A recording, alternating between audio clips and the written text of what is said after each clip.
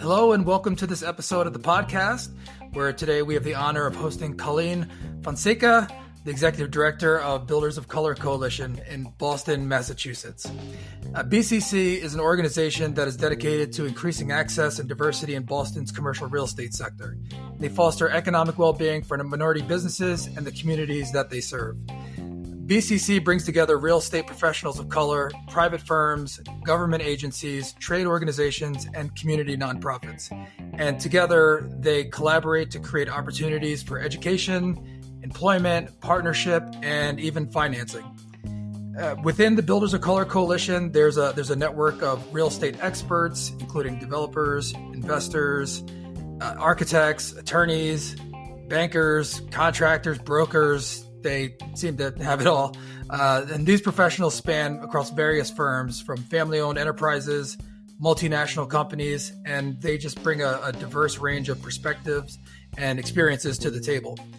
So join us today as we dive deep into a conversation with Colleen, and we're going to explore the impactful work that Builders of Color Coalition, and that they're making, and the transformative changes that they're making in Boston commercial real estate.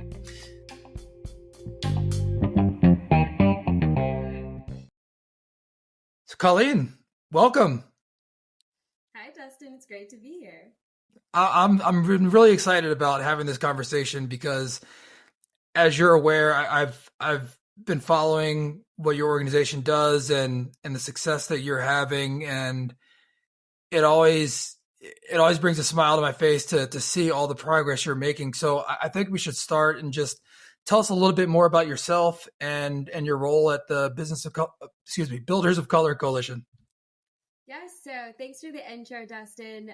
So I'm the executive director for the Builders of Color Coalition, which you had mentioned earlier is a coalition of over 650 real estate professionals of color working in the commercial real estate industry in various capacities.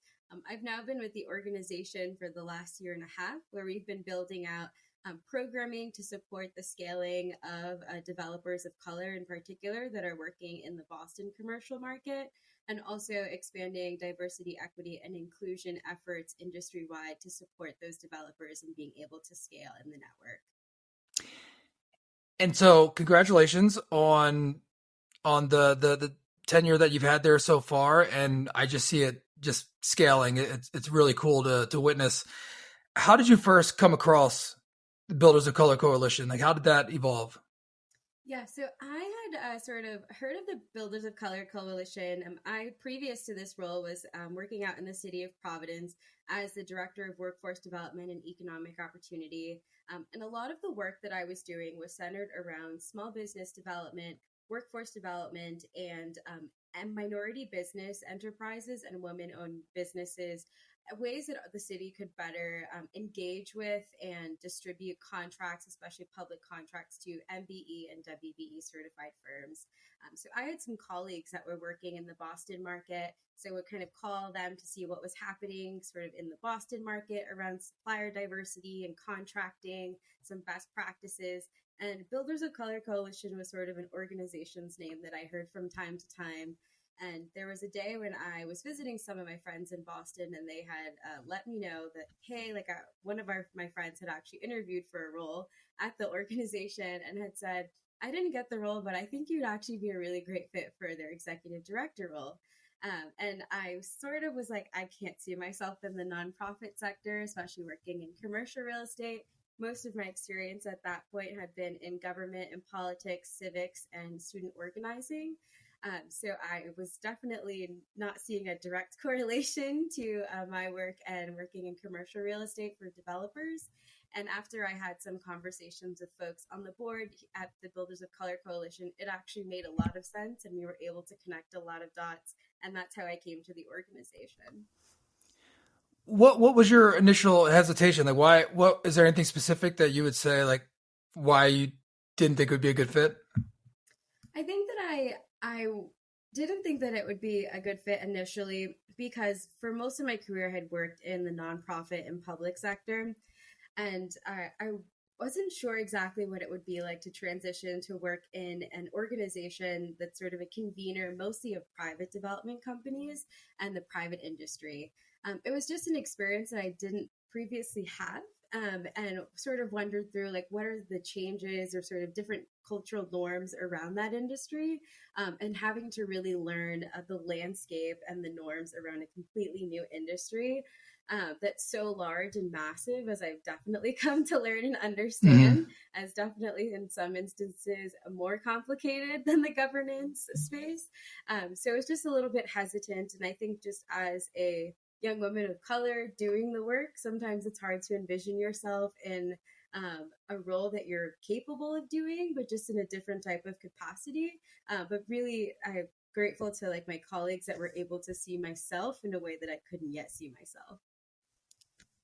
Well, that point right there of having people to see something in you that helps you along the way, that's pretty cool. So I guess on that note, was there something in that process where you started when you were interviewing or when you were diving deeper in it? Like what was that conversation like to have with those people that were pushing you forward? Yeah, so I would say definitely the conversation that I had with the founder of the Builders of Color Coalition, Dave Madden. We had like an hour-long conversation about the Builders of Color Coalition, and I had sort of asked questions around, how is the organization initiated? What are the sort of key themes and guidelines and missions of the organization, and where do you see the organization going ahead? And it was probably the most clear and concise conversation I've ever had with a potential employer about where the organization was going. Um, I was very impressed. I was like, wow, there's a 4-year strategic plan. There was a very like, I think the way that Dave approached this topic and this issue was like nothing I had ever seen elsewhere as well. I think conversations from a governance standpoint that we have about diversity and inclusion in the built environment is usually strictly just around construction and contracting and subcontracting. And I think like to have a developer and a group of real estate developers come together of color and to say, there's actually a problem in the industry. Like we need to increase diversity, equity, and inclusion. We are in this industry. Some of the board members have been in the industry for like 10, 20 plus years. And there's so much work that needs to be done. And I thought that that was a really unique approach to problem solving and bringing together and convening lots of different parties that had expertise in different parts of the work together for a shared mission and a shared goal that was very clear. Yeah, and I can see that like how concise, especially most of the things that I see that are coming out of your organization, how clear they are. I want to say linear almost, where it's like very purposeful, and it's easy to see, and it makes so much sense that you're saying that because things seem to be so much more actionable when they're clear. When you have clear direction and steps to take to go through, so that makes sense that would be part of the process going forward.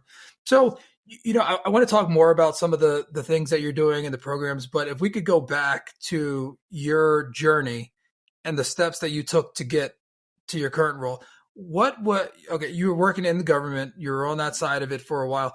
What was your what were your career aspirations? What did you envision when you were growing up? Yeah, so actually very different from what I am doing right now.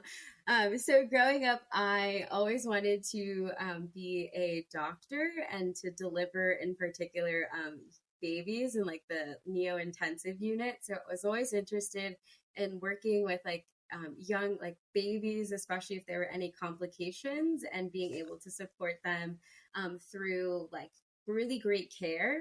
I had done like a project when I was like in high school where there was all of this really shocking and sad data around like premature babies, especially for people of color and young children of color. And I thought that's a really messed up thing. And it really tied back to like public health and inequities in our like public health system, as well as just for like access to healthcare and like economic mobility for communities of color. So I always thought that the way that I wanted to impact the world was to create like a safe space and ability for young people, especially young children of color, to be able to like grow and be resilient as like babies when they with any complications. And when I went to college, I was a biology major. I went on a trip to New Orleans, and this was a few years after Hurricane Katrina had happened. And I had the chance to meet with people that had their homes completely destroyed, hadn't been able to get to their homes because they had lost the deeds in their families through the lines of the families. I talked to residents who were taking 2-hour-long bus rides to get to school and falling asleep in the school day, didn't have access to healthcare because the hospitals had been like completely destroyed during the hurricane. So it was just a very eye-opening experience for me. And I remember there was a moment where I thought to myself, especially in talking with like the young people, and like there was one man in particular who it was his first time going into his house since after the hurricane, and he was opening up his laundry machine, and he looked down and he started to get really emotional. And he was like, this is the first time that I've seen like the clothes that are in here since the hurricane. Like it just brings me to a different time.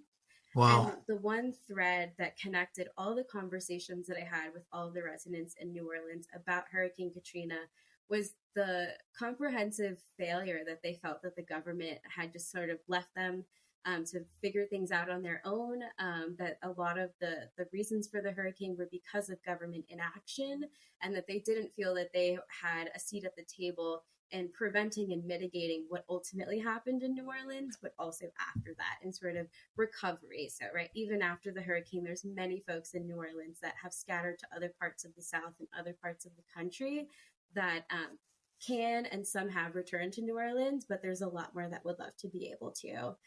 So it was sort of like, what is going on in government? What is this thing that seems to have so much control over our lives, especially in a crisis, that I personally, and my community that I come from, that's very diverse and working class, has no idea how it operates and how it functions. So I came back from that trip. I was taking some of my biology classes, and I thought, what's the point of bringing in a young person of color, giving them the healthcare that they need to thrive, and then having a government institution or a place where that young person cannot really thrive to their biggest potential? So I changed my major immediately to government and politics. And what year in school was this? It was my freshman semester. So I was Wow. a freshman, my first semester. I went on that trip in February. I changed my major as soon as I came back. My parents were not happy, but So that was actually going to be my next question. Were do your parents, are they in the medical field, or were they pushing you no. towards that? No, they're not. So my dad is an electrician and my mom is a teacher. So they Okay. were like, "You're gonna give up being a doctor to be in government?" Like they were like so upset. Well, and you had this goal, so for you to make that pivot, it was probably shocking for them. Yeah, it was definitely shocking. But they're on board now. They get it now. Okay, that's good. So after you, I want to make sure that because big part of what we're trying to do with this platform is understand what things, what thoughts, what you can take from your experience that led you to the next step. So once you got into government, I don't want to skip over the school part if you want to touch on that, but what were the things that you started to learn as you were learning about government and getting inside that you were like, okay, I can make a difference here with what I'm doing, or not, or otherwise? I just want to open that up to you. Yeah, so I would say one thing that I definitely learned, and there were, I think, lots of threads to development in real estate and lots of the work that I was doing, although at the time it didn't seem apparent and obvious.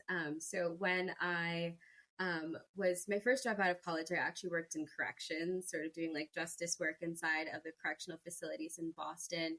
And one question that came up was, who owns the community that I live in? That was a question that would come up a good amount, and that I started to think through a lot. Like, who are the people that create jobs for residents, that stabilize communities, that build and provide construction jobs? And it all kind of fell back into developers and development. My office was, when I was in the city of Providence, was across the way from the planning department. So I would see all of these developers kind of popping in and out, and thinking through, how can the job training and the economic development work that I'm doing and all the initiatives that our city administration is doing resonate with developers as well. And I had the opportunity. I think the biggest connecting point for me was working on a project where we took Providence youth and showed them how to build a house during the school day. In the middle of the school day, these students were going to a site on the south side of Providence and building a house. And that was my crash course on development. I was suddenly responsible for figuring out HVAC, electrical issues, plumbing issues, and was sort of interfacing with the developer and the schools about all the different ways that a project can go really well and go really wrong. So we're working with unions and negotiating with the unions, and there was so much work in it that I was like, there is actually a lot that goes into just putting up this one single family house. I can't imagine the process that it takes to put together these large multifamily or these large commercial buildings. And my office only really got to the point where the building was built, and then that's when residents would be hired and all that would happen. But there was so much that happened beforehand that I was so interested in learning.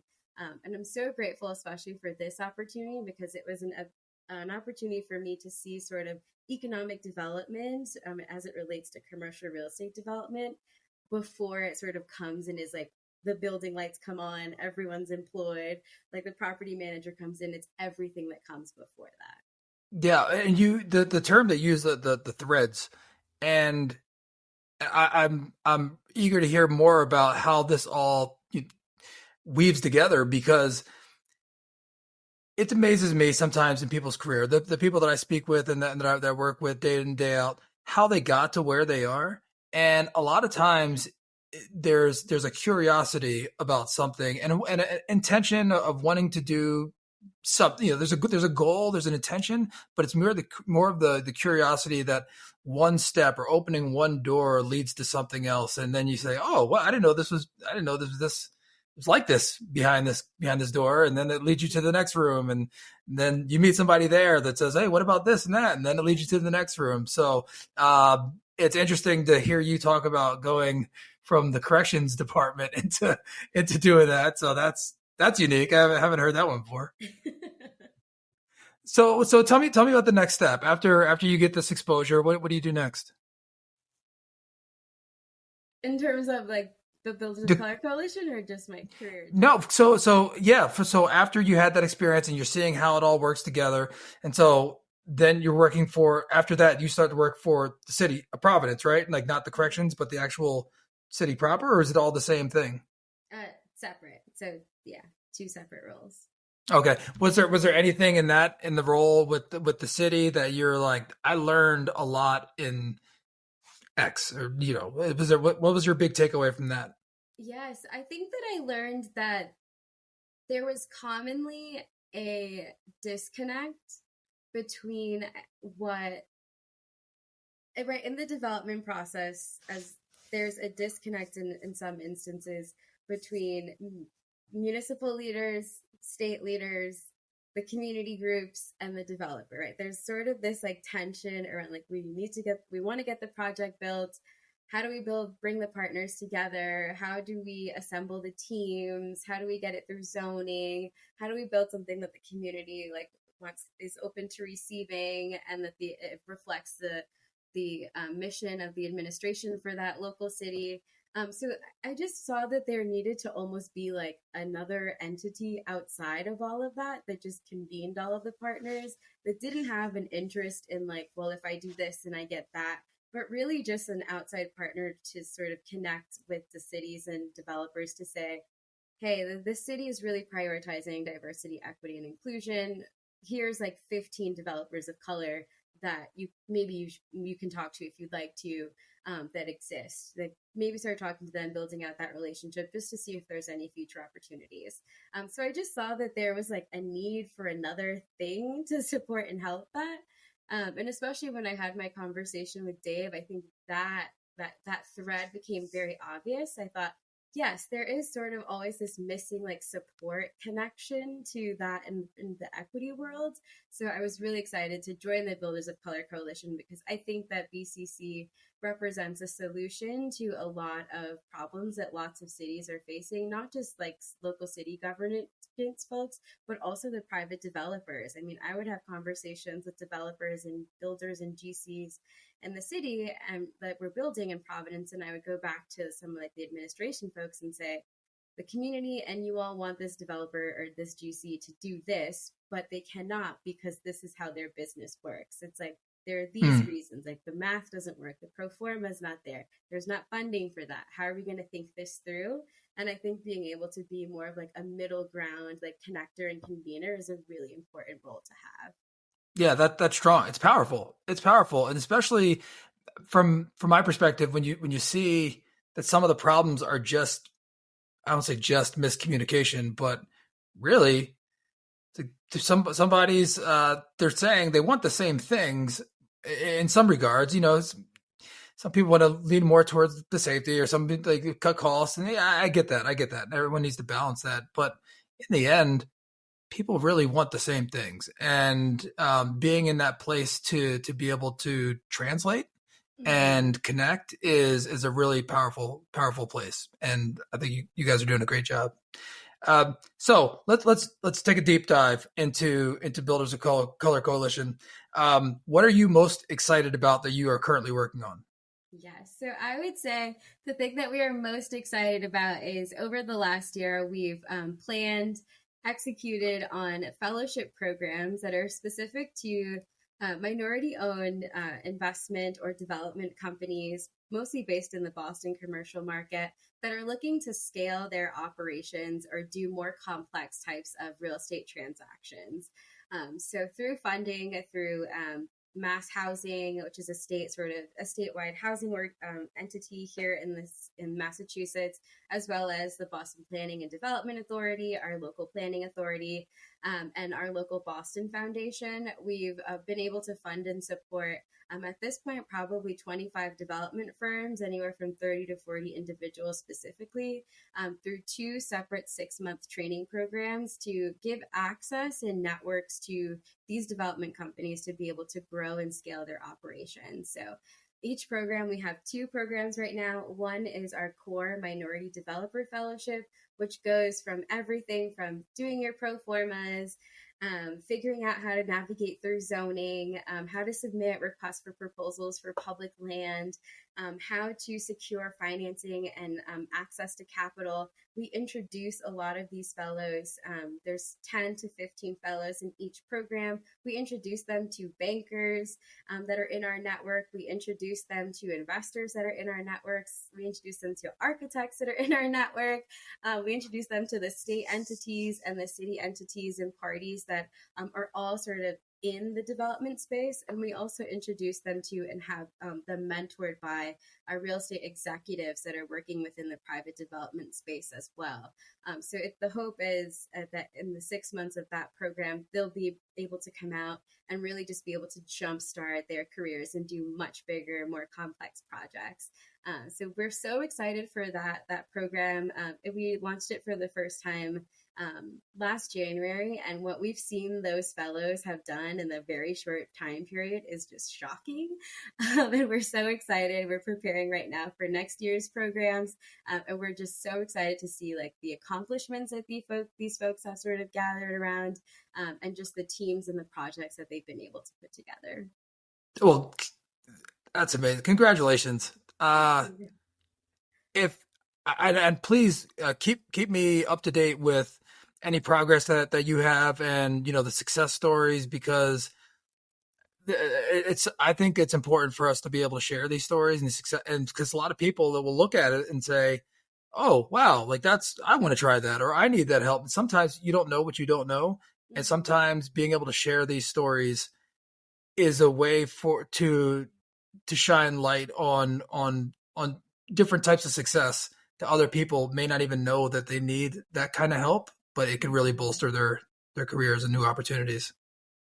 Absolutely. And like I'll share like one of the stories that has been getting a little bit of buzz in the Boston market. So Actually, I'll share two.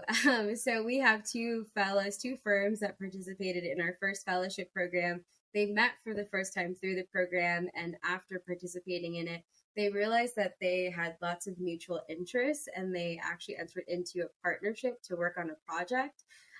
They were sort of kind of concerned about, is this a project that we could put together? It's very complex. There was a lot of moving pieces to it. And they just had a groundbreaking with the city, and the state just came. They have all these like nonprofit partners that are wrapped into the project, like maybe less than a month ago. So it's great to see like a groundbreaking for a project that's already happening, or like a ribbon cutting, and seeing all the elected officials and those two fellows there that met through our program. So that's just like really promising and great to see. And another one is there's a woman and a minority-owned development company that went through both of our programs, and they recently won a public parcel of land in the city of Brockton. So we're also very proud of them for like getting and working on that project and that development and securing that spot too. Oh, those are two fantastic examples. And let me ask you this question. Based on when you came into the organization a year and a half ago, do you feel like you've met or exceeded your expectations? Because again, I know when you start things and you think it's going to be this, or you have an idea, like where do you stand right now as far as your understanding of the mission of the organization and how well you're doing? Yeah, so I would say we've definitely met all of the expectations that we've had for at this period of time for the organization. I think that we, after especially running the fellowship programs for the first two cohorts, there's definitely things that we're seeing that we're like, ooh, there's ways that we can improve and tinker with it and move it around. And I think that that's just because I'm greatly influenced by the development mindset and all the developers that I get to interface with. So there's a lot of like project management and sort of looking through like, okay, this is how this project happened, but next time, how do we get it faster, build quicker? How do we like do the raise capital faster to get it done faster? Like, how do we bring in more investors? Like, maybe this partner wasn't the right partner. Like, just kind of like thinking through like that puzzle of putting everything together. So we definitely have a way better sense of what the future of the organization is going to look like. It's going to look like, I think, what we've set out and planned. There's definitely that's going to be met, but I think we're definitely adding on some layers to that. That's great. And I feel like that mindset of efficiency and improvement and going to think, I think that's something that it's a commonality that I've seen in a lot of very, say, high level producers, that actually take a shot to try something new, to bring people together and then also improve on it and look at it and say, yeah, this is successful, but this can be done better and bigger and faster and more efficient. So I think it's so cool that having all these conversations to be able to see where they line up and see people to have success. Yeah, it's like you have to have that like scrappy, almost like entrepreneurial spirit of like, if I don't get this, like it has to be done better and faster, and quicker. Like I think that is such a something that sets apart people that will just do the status quo, do what they need to do, clock in, clock out, whatever it is. And there's a very different like mindset and approach when you're thinking through like problem solving. And I think that is a huge like thing I've definitely seen, especially from the developers in our network. Being a developer is very hard to do if you are not naturally a problem solver. There are problems that you have to manage every single day, and like different things that happen, and you always have to think through, how do I get this project back on track? Like, how do I make sure it stays on track? So I think that's really excites me about being part of this industry now and just being able to work amongst such great and talented developers. So being exposed to the developers and a lot of different resources in your market, in your area, is there anything, now I don't want to put limits on what you say, but is there anything that you've saw that's like a technology that use it, or any type of tool?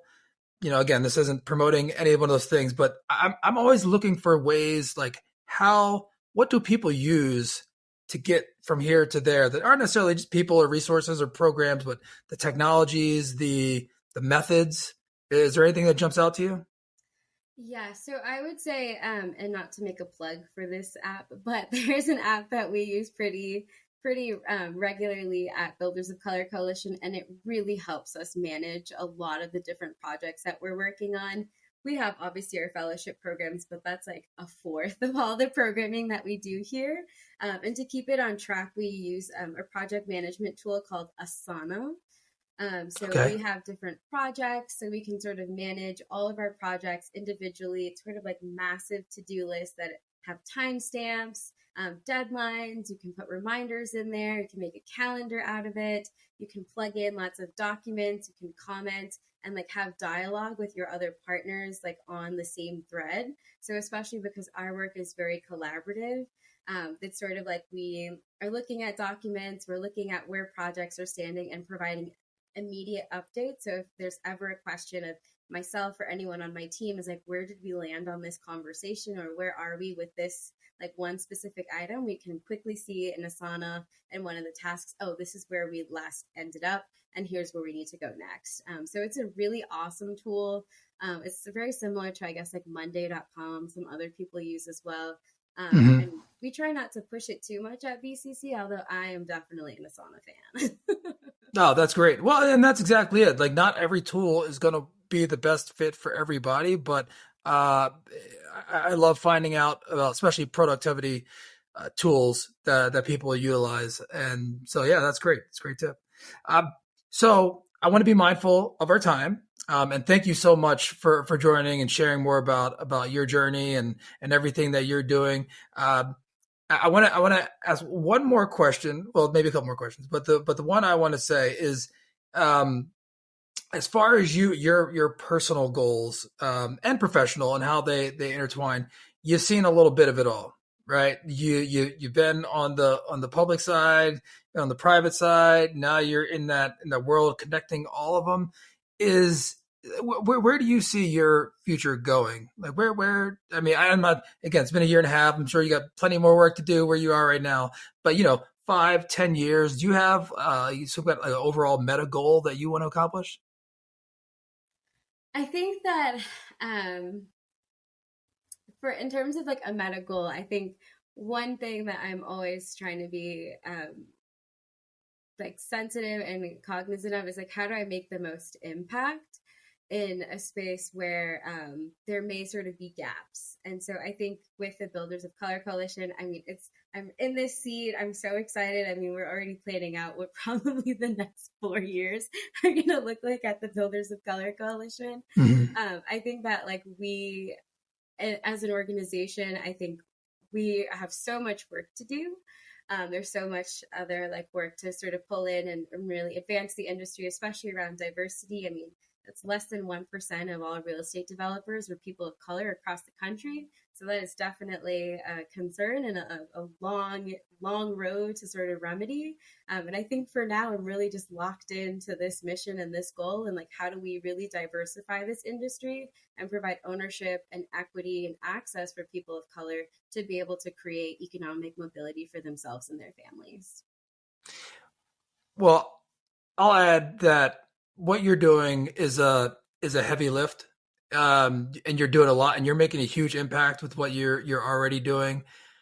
I hope that you don't that you feel that you're not doing it alone, because I know there's some wonderful people that you have, and you all, every time I hear you speak and I talk to you, you sound like there's a joy in what you're doing. So I hope you continue that spirit and continue with your success, because it's really impressive, and I'm cheering you on.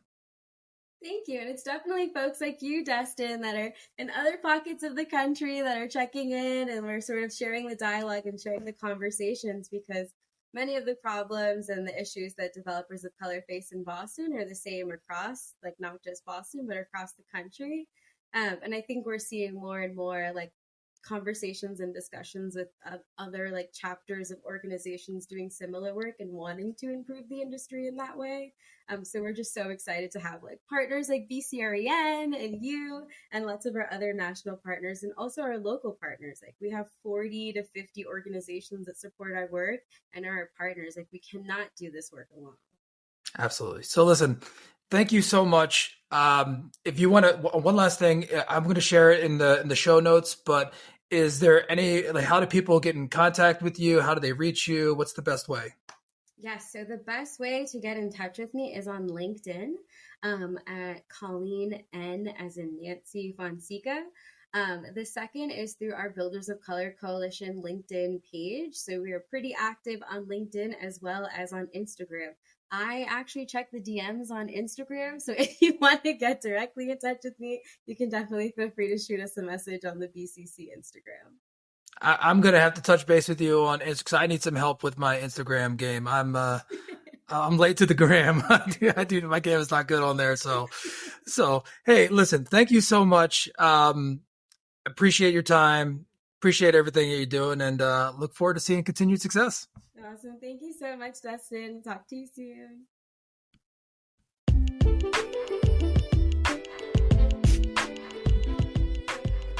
Thank you for tuning in to this episode of the Tools, Talents, and Techniques podcast. We hope you found the conversation insightful and engaging. And if you enjoyed this episode, we invite you to like, subscribe, and share the podcast with your network. By subscribing, you'll never miss an episode as we continue to bring you inspiring discussions with industry leaders and pioneers. Stay connected to the latest insights, trends, and strategies across various fields from business and entrepreneurship to technology and innovation. Your support is vital in helping us reach more listeners and expand our community. So don't forget to leave a review and share your feedback. We appreciate your input and are committed to delivering valuable content that empowers and inspires.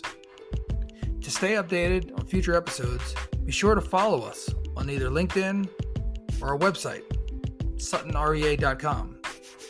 You can also find us on most podcast platforms like Apple, Spotify, Google, and Amazon. Thank you for being part of the Tools, Talents, and Techniques community. We look forward to bringing you more engaging conversations and valuable insights in the future.